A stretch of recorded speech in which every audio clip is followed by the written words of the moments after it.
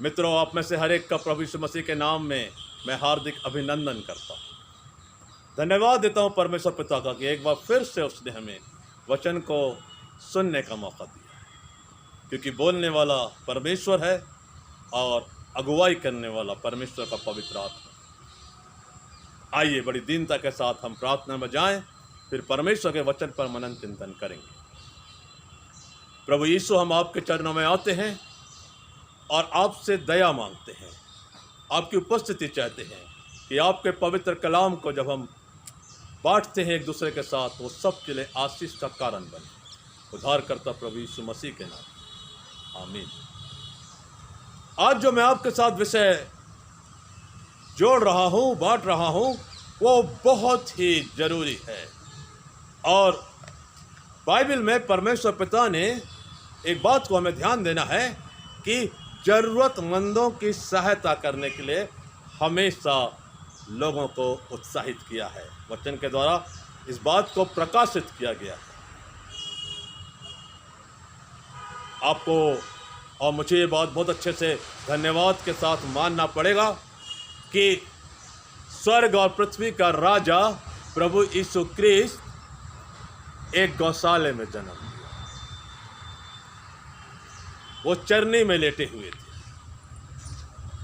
और उन्होंने इस पृथ्वी पर जरूरतमंदों के लिए, गरीबों, असहायों, विधवाओं, निराश्रितों, अनाथों के लिए विशेष कंसर्न दिखाया। और पुराने नियम में परमेश्वर के द्वारा मूसा ने जो आज्ञा दी, व्यवस्था विवरण की पुस्तक में, लय व्यवस्था में, और बहुत से जो नबियों के द्वारा इस बात को कहा गया है कि हमें अपनी आशीषों को ज़रूरतमंदों के साथ अवश्य बांटना चाहिए, क्योंकि यह परमेश्वर का कार्य हमारे जीवन के द्वारा प्रभु यीशु मसीह होते हुए देखना चाहते हैं। और आज हम इसी बात को सीखेंगे कि ज़रूरतमंदों की सहायता करना और प्रभु यीशु मसीह को प्रकट करना। एक कहावत है, अंग्रेजी में एक फ्रेज है, A small act of help can introduce Christ to others, or a small act of kindness and help can introduce Christ to others. जब हम लोगों के साथ भलाई का काम करते हैं, दयालुता का काम करते हैं, तो लोगों के जीवन में हम प्रभु यीशु मसीह को परिचित करवाते हैं। और इसलिए यशाया 58:6 से 8 और 10वें पद में जो लिखा हुआ है उसे हम पढ़कर देखेंगे कि यहाँ पर क्या लिखा हुआ है। जिस उपवास से मैं प्रसन्न होता हूँ वह क्या यह नहीं कि अन्याय से बनाए हुए दासों और अंधेर सहने वालों का जुआ तोड़कर उनको छुड़ा लेना और सब जुओं को टुकड़े टुकड़े कर देना। क्या यह वह नहीं कि अपनी रोटी भूखों को बांट देना, अनाथ और मारे मारे फिरतों को अपने घर ले आना, किसी को नंगा देखकर वस्त्र पहनाना और अपने जाति भाइयों से अपने को ना छिपाना। तब तेरा प्रकाश पौ फटने का समान चमकेगा और तू शीघ्र चंगा हो जाएगा। तेरा धर्म तेरे आगे आगे चलेगा, यहोवा का तेज तेरे पीछे पीछे रक्षा करता रहेगा। किसी वस्त्रहीन व्यक्ति को, जिसके पास कपड़े नहीं पहनने को, उसका शरीर नग्न है, ऐसे लोगों के शरीर को ढांप देने के लिए एक विशेष बात परमेश्वर के वचन में कही जाए। एक आशीष की बात कही जा रही है कि यदि तू उदारता से भूखे की सहायता करे और दीन दुखियों को संतुष्ट करे, तब अंधियारे में तेरा प्रकाश चमकेगा और तेरा घोर अंधकार दोपहर का सा उजियाला हो जाएगा। यहोवा तुझे लगातार लिए चलेगा और काल के समय तुझे तृप्त और तेरी हड्डियों को हरी भरी करेगा, और तू सींची हुई बारी और ऐसे सोतों के समान होगा जिसका जल कभी नहीं सूखता। तेरे वंश के लोग बहुत काल के उजड़े हुए स्थानों को फिर बसाएंगे। तू पीढ़ी पीढ़ी की पड़ी हुई नींव पर घर उठाएगा। तेरा नाम टूटे हुए बाड़े का सुधारक और पथों का ठीक करने वाला पड़ेगा। मैं जब छोटा था तो मैंने एक शानदार कहानी पढ़ी थी और वो मुझे आज भी उत्साहित करती है। एक छोटे से कस्बे में एक मोची रहता था। वो अकेला था और उसी व्यवसाय से उसका जीवन अच्छे से गुजर बसर हो रहा था। वो अपना अधिकतर समय शाम को ईश्वर की भक्ति में लगाता था। और एक दिन अचानक उसके मन में ये बात आई, क्यों ना वो ईश्वर को अपने हाथों से भोजन कराए।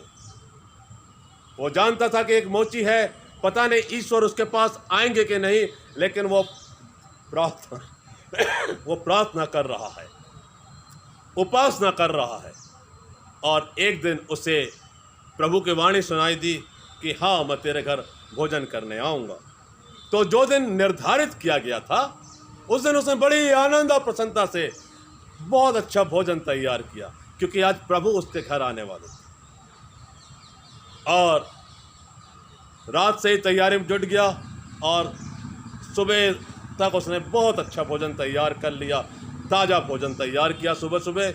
और अब वो सुबह के समय से जब सूरज का प्रकाश निकल जाता है, भोर के समय से प्रभु के आगमन की प्रतीक्षा कर रहा है, इंतजार कर रहा है। सुबह के 9-10 बज जाते हैं, लेकिन अभी तक प्रभु नहीं पहुंचे हैं। वो इंतजार कर रहा है, सोचता है पता नहीं प्रभु कब आएंगे। और अचानक उसके दरवाजे पर एक दस्तक सुनाई पड़ती है। और जब जाके दरवाज़ा खोलता है तो देखता है कि एक माँ है और उसकी गोदी में एक बालक है जो रो रहा है भूख से। उसे बड़ी दया आती है, उसे वो अंदर बुला लाता है उन दोनों को, और माँ को भोजन कराता है जो उसने प्रभु के लिए बनाया है, उसमें से कुछ दे देता है, क्योंकि प्रभु के लिए बनाया इसलिए बहुत अच्छी मात्राएं बनाया था और बहुत स्वादिष्ट बनाया था।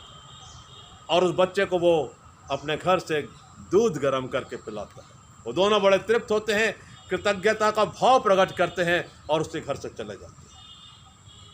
3-4 घंटे बीत गए, दोपहर का समय बीतते जा रहा है, अभी तक प्रभु नहीं आए। थोड़ा सा निराशा आने लगी, मन में विचलन हो रहा है, मन विचलित हो रहा है। फिर अचानक लगभग 3 और 4 बजे के समय वो देखता है कि अचानक आसमान में काले बादल छा गए और बड़ी भयानक बारिश शुरू हो गई। अब उसकी बेचैनी बढ़ जाती है, प्रभु पता नहीं कब आएंगे, बाहर बारिश हो रही है। अचानक दरवाजे पर फिर नॉक आती है, दस्तक होती है, और वो खोलता है, देखता है कि एक जवान लड़का है जो कि पूरा का पूरा पानी में भीग गया है और पानी में भीगने का ठंड से ठिठुर रहा है। वो उसे भी अंदर बुलाता है और उसको कुछ वस्त्र देता है कि आप इन कपड़ों को पहन लो, और उसे अच्छा भोजन कराता जो उसने प्रभु के लिए बनाया। फिर उसे एक कंबल निकाल कर देता, इसे ओढ़ लो, तुम्हारी ठंड बुझ जाएगी। और वो बड़ा कंफर्ट महसूस करता है वो जवान। थोड़ी देर के बाद बारिश रुक जाती है और फिर वो जवान भी उसको धन्यवाद देकर चले जाते। रात हो गई है, समय बीतते जा रहा है तेजी के साथ, प्रभु नहीं पहुंचे। तब प्रियो बहुत निराश हो गया बेचारा मोची। पता नहीं प्रभु ने वायदा किया था आएंगे कि नहीं। अचानक रात्रि के 10 साढ़े 10 बजे का वक्त है, दरवाजे पर फिर नॉक होती है और वो सोचते हैं अब तो प्रभु ही होंगे। लेकिन जैसा ही उन्होंने दरवाज़ा खोला, उस मोची ने देखा कि एक बूढ़ा भिखारी बाहर खड़ा है। वो भूखा प्यासा नजर आ रहा है। वो उसको बड़े प्यार से अंदर बुलाता है और उसे भी भोजन कराता है और उसे भी अच्छे वस्त्र देता है कि तू पहन लो इसे, और बोलता थोड़ा बाबा रेस्ट कर लो, कुछ देर के बाद चले जाना। वो भोजन करके रेस्ट करने लगता है और 12, 1, 2, 3, 4 बज जाते हैं और वो रात निकल जाती है, लेकिन प्रभु नहीं आए। सुबह बड़े धन्यवाद के साथ अगला दिन आ गया है, वो वृद्ध भिखारी भी वहाँ से चला जाता है। तब जब ये प्रार्थना का समय इसका है, या घुटनों पे होकर प्रभु से रो रो कर कह रहा है, प्रभु मैं तो आपके इंतजार में एक अच्छा भोजन बनाया, आपने वादा किया था कि आप मेरे पास आएंगे, लेकिन आप नहीं आए, मैं बहुत दुखी हूँ, आपने प्रभु ऐसा क्यों किया। तब प्रभु की शांत मध्यम आवाज़ सुनाई पड़ती है, हे मेरे अच्छे दास, मैं तेरे पास 3 बार आया। कब आए प्रभु, मैंने तो आपको नहीं देखा। बोले पहली बार मैं आया तो एक छोटे बालक के रूप में जो अपनी माँ की गोदी में था और तुमने उसे दूध पिलाया। दूसरी बार मैं एक जवान व्यक्ति के रूप में आया, जैसे तुमने नए वस्त्र दिए, भोजन कराया और कंबल उड़ा दिया। और तीसरी बार मैं एक वृद्ध भिखारी के रूप में आया, जैसे तुमने भोजन करा और अपने घर में ठहराया और वो आराम कर सका। देख, मैं तेरे पास 3 बार आया। मोती की आंखों से झरझर आंसू गिरने लगते। वो प्रेम से प्रभु के आनंद से भर जाता है और वो कहता है, सच है प्रभु, आप अद्भुत हैं प्रभु, आपका आने का जो तरीका है वो सबसे अलग थलग है। This is the way when God is entering in our home. हमारे घर में इस तरीके से परमेश्वर पिता, हमारे जीवन में इस तरीके से परमेश्वर पिता बार बार आया करते हैं, अलग अलग स्वरूप में आया करते हैं। क्या हम कभी प्रभु के इन स्वरूपों को अपने जीवन में पहचान पाए हैं या देख सके हैं? ये एक बहुत बड़ी बात है। याकूब 2:14-17 में लिखा है, याकूब कहता है कि क्रम बिना विश्वास व्यर्थ है। और यदि हम कहते हैं कि हमने उद्धार पाया है और यीशु मसीह पर विश्वास करते हैं, तो याकूब कह रहा है, अपना विश्वास कर्म सहित दिखा, अन्यथा कर्म बिना विश्वास व्यर्थ है। अब्राहम ने परमेश्वर पर विश्वास किया। जब परीक्षा की घड़ी आई, अपने इकलौते पुत्र इसहाक को भी नहीं रख छोड़ा, क्योंकि परमेश्वर ने कहा था, इसे मेरे लिए बलिदान चढ़ा। He proved himself through his action. He proved his faith through his action. अपने विश्वास को उसने कर्म के द्वारा प्रकट किया, और मुझे और आपको भी अपने अपने मसीह विश्वास को कर्म के द्वारा प्रकट करना जरूरी है। Today there are many missions growing, established in the name of Lord Jesus Christ, because they have faith upon God and they are in action according to the directions of Lord Jesus Christ. और इसलिए हर एक mission को faithfully, विश्वास योग्यता के साथ प्रभु यीशु मसीह की सेवा करना है। व्यवस्था विवरण 15:17 से 11 और ले व्यवस्था 25 से 38 में बताया जा रहा है कि कंगालों की सुधि लेना है। अगर कभी उनको धन की, रुपयों की जरूरत है, तो उनसे ब्याज नहीं लेना, और जो अनाथों और विधवाओं की सुधि लेता है, बाइबल बताती है कि परमेश्वर उनको आशीषित कर। जरूरतमंदों की सहायता करना, प्रभु यीशु मसीह को प्रकट करना। मत्ती 25 में प्रभु ने एक बहुत शानदार बात कही है, जिसे हम वचन के अंत में सीखने जा रहे हैं। प्रभु यीशु मसीह अपने लोगों से बातचीत कर रहे हैं, वो लोगों को समझा रहे हैं दृष्टांतों के द्वारा, और वो कह रहे हैं कि किस प्रकार से जब मनुष्य का पुत्र अर्थात प्रभु यीशु मसीह अपनी महिमा में आएंगे और उसके सब स्वर्गदूत उसके साथ आएंगे और वो अपनी महिमा के सिंहासन पर विराजमान होंगे और सब जातियां उसके सामने इकट्ठा की जाएंगी। और जैसा चरवाहा भेड़ों को बकरियों से अलग कर देता है, वह भी लोगों को एक दूसरे से अलग कर देंगे। वो भेड़ों को अपनी दाहिनी ओर और बकरियों को बाहिनी ओर खड़ा करेंगे। वचन में लिखा है मत्ती 25:34 पद में, तब राजा अपनी दाहिनी ओर वालों से कहेगा, हे मेरे पिता के धन्य लोगों, आओ उस राज्य के अधिकारी हो जाओ जो जगत के आदि से तुम्हारे लिए तैयार किया गया। क्योंकि मैं जब भूखा था तुमने मुझे खाने को दिया, जब मैं प्यासा था तुमने मुझे पानी पिलाया, मैं परदेसी था और तुमने मुझे अपने घर में ठहराया, मैं वस्त्रहीन था, नग्न था और तुमने मुझे कपड़े पहनाए, मैं बीमार था और तुमने मेरी सुधि ली, मैं बंदीगृह में था और तुम मुझसे मिलने आए। This is the real picture of the Christian mission, the Christian church, the foundation of faith upon God and Lord Jesus Christ, and the message of salvation to this world. आज हमारे आसपास जो भूखे हैं, प्यासे हैं, जो परदेसी हैं, जो वस्त्रहीन हैं, बीमार हैं या बंदीगृह में हैं, क्या हमने उनकी स्तुति की? एक बहुत बड़ा स्वर्ग के राज्य में प्रवेश करने की एक बहुत बड़ी ये एक कुंजी है, प्रभु की समझाइश है और परमेश्वर का महान कलाम है। धर्मी लोग प्रभु से पूछने लगे, प्रभु हमने कब आपको भूखा देखा और खिलाया, या प्यासा देखा और पानी पिलाया, या परदेसी देखा और अपने घर में ठहराया, या वस्त्रहीन देखा, नग्न देखा और कपड़े पहनाए? हमने कब तुझे बीमार या बंदीगृह में देखा और तुझसे मिलने आए?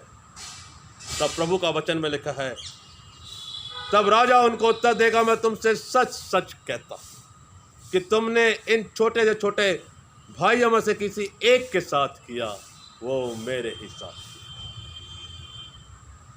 Truly I say to you, as you did it to one of least of these my brothers, you did it to me. What a joy, what a message in Matthew chapter 25. मेरे प्रिय भाई और बहनों, हम में से हर एक को एक दिन स्वर्ग के राज में प्रवेश करना है, अपने परिवार के साथ, मित्र और रिश्तेदारों के साथ करना। और वचन में बहुत स्पष्ट तरीके से ये अर्ज किया गया है। मत्ती ने बहुत शानदार तरीके से प्रभु की वाणी को हमारे सामने अपना दिल खोलकर रख दिया है कि हमारी कैटेगरी किन के साथ है। हम धर्मी या भेड़ों के समान हैं, या विधर्मी, अधर्मी और बाईं ओर वाले लोगों के समान हैं, जिनसे प्रभु ने कहा कि मेरे सामने से उस अनंत आग में चले जाओ जो शैतान और उसके दूतों के लिए तैयार की गई है। क्योंकि मैं भूखा था, तुमने मुझे खाना नहीं खिलाया, मैं प्यासा था, तुमने मुझे पानी नहीं पिलाया, मैं परदेसी था, तुमने मुझे अपने घर में नहीं ठहराया, मैं वस्त्रहीन था, तुमने मुझे वस्त्र नहीं पहनाए, मैं बीमार और बंदीगृह में था, तुम मुझसे मिलने नहीं आए। वे कहेंगे कि प्रभु हमने कब आपको इन सब अवस्थाओं में देखा? तब प्रभु ने यही उत्तर देंगे, जो तुमने मेरे इन छोटे छोटे भाइयों में से किसी एक के साथ भी नहीं किया, वो मेरे साथ भी नहीं किया। और लिखा है कि धर्मी अनंत जीवन में प्रवेश करेंगे, परंतु अधर्मी अनंत दंड भोगेंगे। बाइबल की बहुत सी बातें सीधा सीधा दिल के आर पार हो जाती है, कलेजे को चीर देती है। क्यों? क्योंकि वचन जो हमसे बातचीत करता है वो हमारे जीवन को बदल देता है। The word of God is taken to our spirit so that we may repent in our life. We may follow the instructions of God, walk according to His words, and God will be pleased when we enter His eternal glory with Him.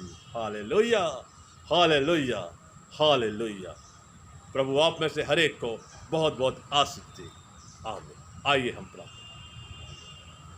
खुदावंद, हम आपको धन्यवाद देते हैं कि आप हमारे साथ हैं, आपने हमसे बातचीत की है, और खुदावंद जो कुछ भी हमने सीखा है उस वचन को आप अपने नाम की महिमा के लिए आशीषित कीजिए।